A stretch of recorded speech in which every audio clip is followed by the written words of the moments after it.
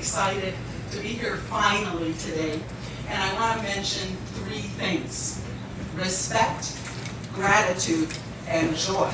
And there might be a little tears because I cry when I'm happy. First, respect for our shared history. There is a phrase that's appropriate for today in this community, sorry. Each generation stands on the shoulders of the one that went before it. It's important to acknowledge that. We are here because of the toil, commitment, and accomplishments of those that came before us here. It's on this very land, not in this area, but on this very land, that Highlandville rose, a home to the Chinese community. And later, it is this place that is Japantown that grew, home to immigrants and farm workers and small businesses. And Filipino community members joined them a little later. It is in this place that all came that are our ancestors, a community of immigrants who came to San Jose to build a life and to build this place for the rest of us. Japantown is one of only 3 remaining Japantowns in the country. That is momentous. I don't think people know that enough, but something we should herald.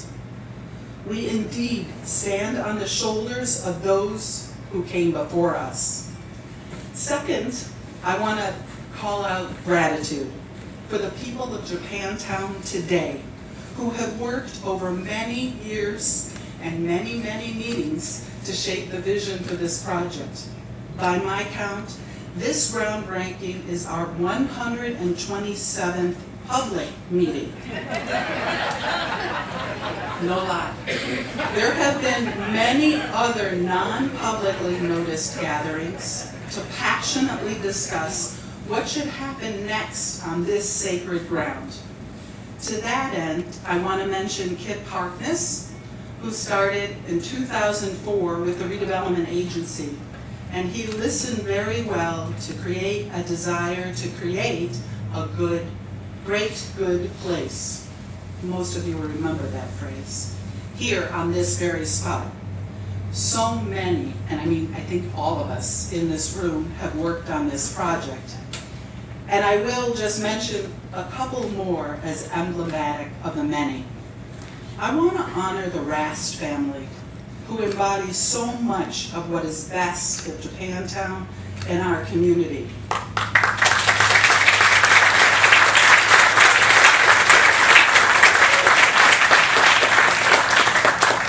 The Rast family took a closed gas station with all of its environmental challenges and turned it into a meeting place, a hub, and a respite filled with artistry.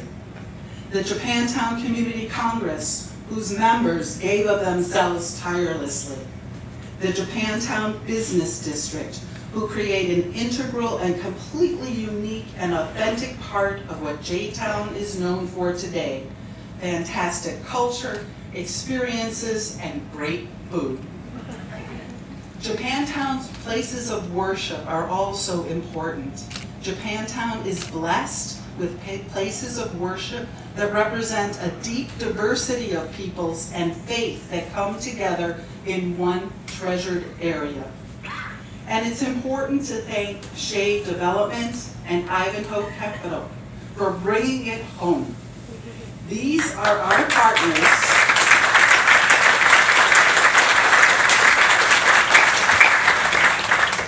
who will actually make it so. After Olson, after Williams and Dane, after Related, and a recession or two, Sean and Susan Smart and Greg have approached this project with respect, wisdom, patience, and fortitude. Thank you for bringing this to life. I also send out a shout out to my city colleagues in planning, building, public works, fire, transportation, and of course, District 3 and Raul Perales and his staff, who too have worked passionately on this project. And also to my boss and friend Kim Wallish, She's the deputy city manager of this city, and with her ample smarts and special brand of caring, she guides this and so many efforts in San Jose. Third, and finally, joy, and more hope for the future. This project is also intended to include the Creative Center for the Arts. The CCA is meant to be home to Taiko here in Japantown. Yes!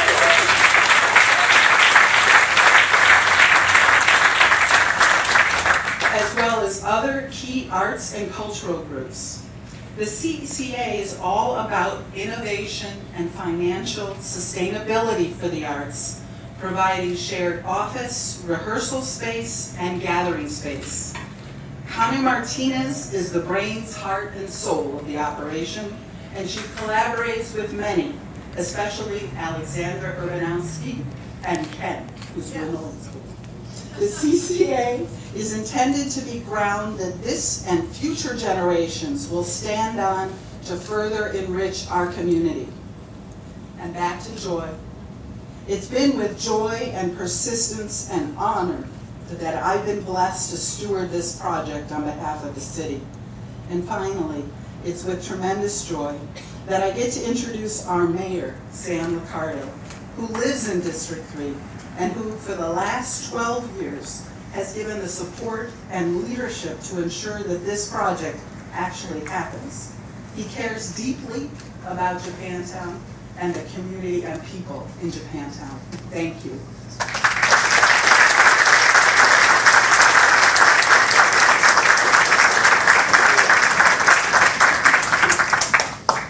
Thank you, Nancy. We're really doing this, aren't we? How about that? Thank you, Nancy, for your incredible work stewarding this very important. This is more than just a project. I think we all know it's much more than that. And there's been a lot of blood, sweat, and tears, and a fair share of them have been Nancy's. So thank you for all you've done, Nancy. I'm joined by several of my colleagues, Councilmember Johnny Camus, Vice Mayor Chadwick Jones, Councilmember Magdalena Carrasco, and someone we'll hear from just shortly, Councilmember Raul Perez. He'll offer a rebuttal. Like so many projects that I worked on for 8 years as a council member, he's getting them done, so I'm very jealous. I'm also honored to be here with our former mayor, Ron Gonzalez. Thank you, Ron.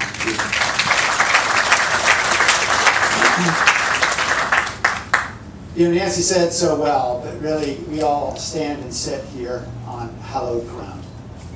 And I didn't really understand it very well, although I lived here in downtown until I took a walk probably 15 or 16 years ago with the late Jimmy Yamaichi.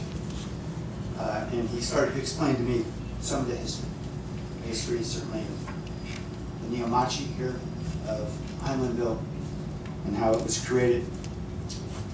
It's a history full of pain and promise. History I learned more about from many of the other community members who are here.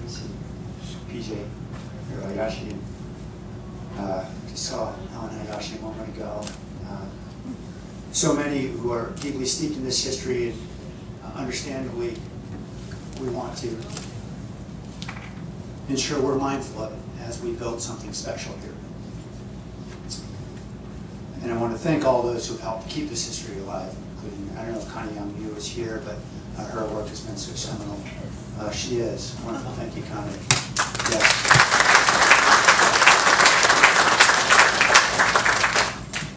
But as Nancy referred to, several generations ago, of course, in the 19th century, there were a series of xenophobic attacks on the Chinese American community here. Fires that left many homeless. Ultimately, it was John Highland who created a community where they would be safe, those residents. And a Chinatown was developed, and some of the artifacts have been recovered. Some will remain here in the ground for many centuries to come.